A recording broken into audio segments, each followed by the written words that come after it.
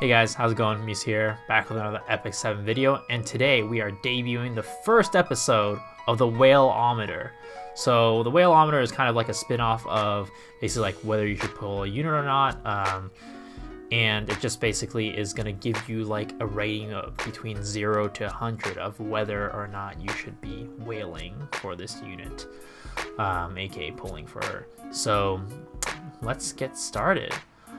So Flan, Ice Ranger, and right now she is being compared a lot to Blue Tywin, and I'm gonna say right off the bat, I don't think she's gonna fill the same role as him. And I also think that she not really necessarily not as good as him, but she's not really gonna be as widely used as him in PvP.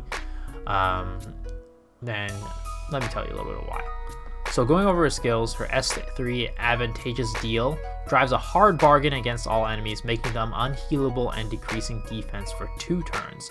So it's a 2-turn defense decrease, and it's kind of like Flurry's defense decrease for S3 in the sense that you don't need to hit the enemies to, get these debuffs on them. And kind of like Flurry's, kind of like Dizzy's, that type, which is amazing, especially with a unit like Rylot in the meta right now, and MLDB, all those different evasion skills and items, artifacts that make it hard for, let's say, a Tywin to land the defense break because he has to hit the unit to do so.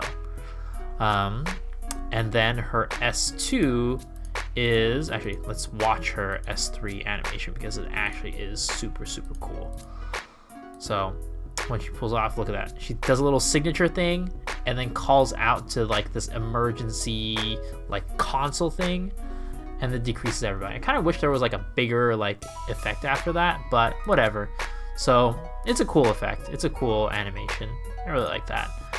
Now her S2 Data Monopoly encourages an ally, increasing critical damage for 2 turns and increasing combat ratings by 30%, and then when maxed out it's 40%. So this is really unique and something that we want to highlight about her kit and kind of think about her, revolving around this, because she is the only unit in the game where you can like intentionally give crit damage to and target somebody with it. The only other unit that gives a crit damage buff is Green Rin, and that's at random, and a random unit. So this is very unique, and no other unit in the game right now has this ability. We'll see about down the line, but right now, as of now, this is the only unit that gives this ability like without having to be random. There's no chance. You just pick a unit and then it happens. And then her S1 attacks the enemy with a gun, dealing with a 50% chance to dispel 1 buff, and then you soul burn it to increase that 100% and dispel 2 buffs from the target. It's alright. I wouldn't say that is anything to write home about, but I wish that the soul burn was on her S3, because that would make her so much more powerful and so much more useful, kind of like Flurry. But I think that would be probably too powerful if that were the case. Actually, probably not, actually, because she doesn't like strip with her S3, right? Yeah. So I think that if they had given her S3 a soul burn to make it ignore resist, that would have been amazing and made her much better of a unit. But right now, because of her soul burn not being on her S1 and not being on her S3, I think that she's just kind of like a so-so unit. So let's go over the reasons why. So first off, 6 turns, right? 6-turn cooldown. You're really not going to be using this more than once in a battle, unfortunately. She doesn't have anything to cycle or build her turns, so she doesn't make herself go faster. She doesn't have anything to give her more turns, manipulate her own combat readiness. So she's going to be going at about moderate speed. So she's not going to get that up that much quicker. And then the other thing to note is, like, I talked about critical hit damage, right? And how this buff is very unique to her, and that's really cool. So yes, it is really amazing that she gets this. But if you think about the critical hit damage, you can kind of compare compared to like an attack buff, right? Of course, you can have both attack buff and critical damage, but having that situation requires you to have another unit that has like an attack buff, right? You know, not always going to be the case in your team. A lot of times you are, but you might not want to waste a slot in your team just to give like a unit crit hit damage up. And here's the reason why. So the reason why you would choose a unit if you had the choice between the two, attack buff over crit damage buff, is because attack buff, when you give it to your unit, increases your attack by 50%, right? So that basically increases your attack by 1.5. Because let's say you had a 4k attack, you increase by 50%, that gives you 6k attack. Now with crit damage, when you get this buff, it increases your crit damage by 50%. But because your crit damage isn't a flat number like attack, it's an additive thing. So it adds 50% crit damage to your character. So let's say you're at 250% crit damage.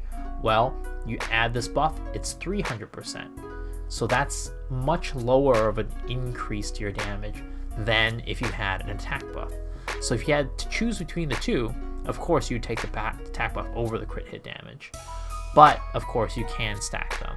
But I think that oftentimes you probably won't find that there's really a situation where you would choose Flan and waste a slot in your team for her. But there are some edge cases, which I'll talk about in a little bit. And then, you know, of course, her S1 is just kind of meh. So this is kind of why I think that Flan is an okay unit and probably a niche unit and can do really well in some areas. So let's talk about two things, right? What I would rate her for PvP and what I would rate her for PvE. So for PvP, I'm going to give her a 7 out of 10. So the reason why I'm giving her a 7 out of 10 is because she does have a lot of utility, right?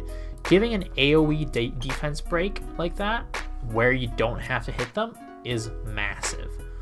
But the problem is, she's not like Tywin where she could soul burn it. Well, she's not like Flurry where she can soul burn it and guarantee that it, you know, you don't have to care about resistances and guarantee it landing. But also, she's not like Tywin where she can soul burn her S3 and then lead into her S2 to push somebody up and increase their damage. Because she doesn't have that, she's just going to be a little bit less useful on your teams. If you think about it this way, would you put Tywin on your team other than for cleave? No, right? So she wouldn't be able to fulfill that role because she can't push the units up. A lot of times your cleaver is going to be a little bit slower, so you're not going to be able to, you know, use them unless you have somebody to push them up. Unfortunately, Flan, when she uses her S3, she goes to the back of the line and has to wait to come back up. And by that time, your unit might be dead, or, you know, if your unit's not super slow, then it might have gone already before Flan is able to give her the unit a crit hit damage buff, right? So unfortunately, she can't really be used for cleave. But I can see some cases where, you know, you just want an AoE death break, right? And then this is a great way to guarantee it. And you kind of get a little bit of a bonus where if you kind of have a team that's not like just about cleaving, you can survive another turn and then give another ally that crit hit damage buff and the combat readiness with her S2.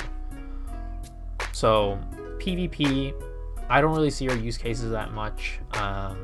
In RTA, probably not really going to want to waste a slot for a unit that only basically does like a death break and, you know, increases damage by a little bit. You're going to want to, like, I'd say you'd put a Tywin on your team before you put a Flan. Now, one thing to note is that, you know, with evasion meta, right? Let's say Rylet, it makes it a lot easier to kill him, but there are other counters for Rylet as well, right? There's Flurry, there's Melissa, you know, there's SSB, there's other ways to counter him and do damage to him. You know, Dizzy, just naming a couple. So I don't think that she's going to be really picked too much in that sense. But where I do see a huge use case for her is in PvE. So for PvE, I'd actually probably give her a 9 or 10 out of 10. And here's the reason why. So in PvE, of course, you know, you can use any unit, right?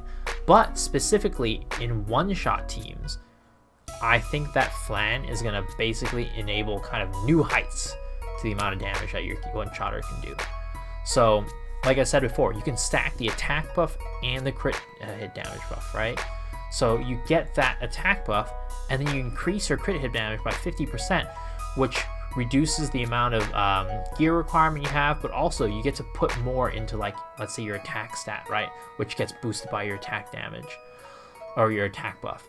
So it really opens up kind of like a new ceiling for the amount of damage, because there are some bosses, like, you know, I think like A13, where a lot of people are like barely one-shot it, right? And even with like one-shotting those those bosses, you're gonna need very, very good gear.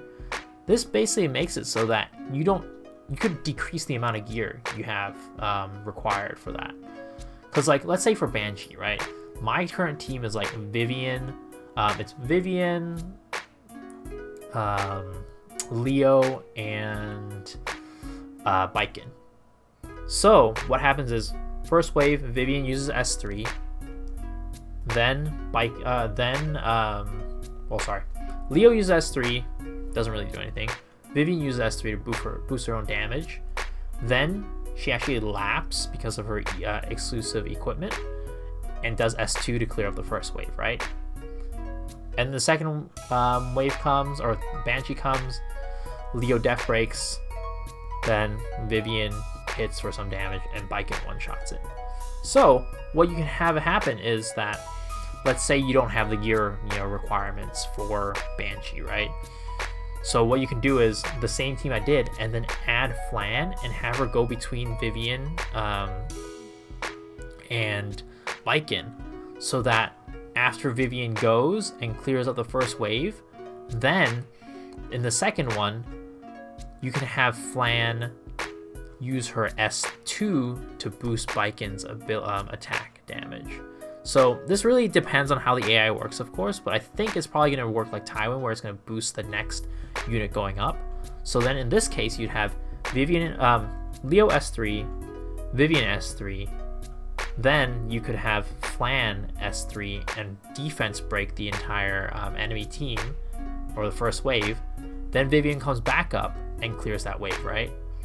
Then with Banshee, you can have Leo death break, Vivian attacks, and then Flan will boost the combat readiness of Biken and give the crit hit damage to Biken, so she can do more damage. That way you don't have to have as high of a gear requirement. And I don't know how much the new boss, like how much health, how defensive the new boss is going to be, but potentially you could do a lot of, you know, this could help you a lot with that one shot. Maybe without Flan, you wouldn't be able to do that. We just don't know. So because of that, I'm going to be putting Flan on the whaleometer as a 75 out of 100.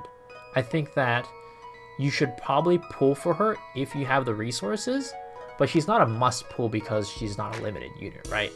So if you have the resources available, I'd say pull for her. If you don't, I wouldn't whale on her, simply for the reason that, you know, she's probably only going to be very useful in some niche cases, but the reason why I think she is valuable is because of that potential to increase the ceiling for your damage, which could be very useful later. It's kind of like a preparing yourself for the future type of situation, or, you know, if you don't have as good gear, using her to kind of supplement that for your one shots. So yeah, there we go, 75 out of 100. Pull if you can, pull if you have the ability to.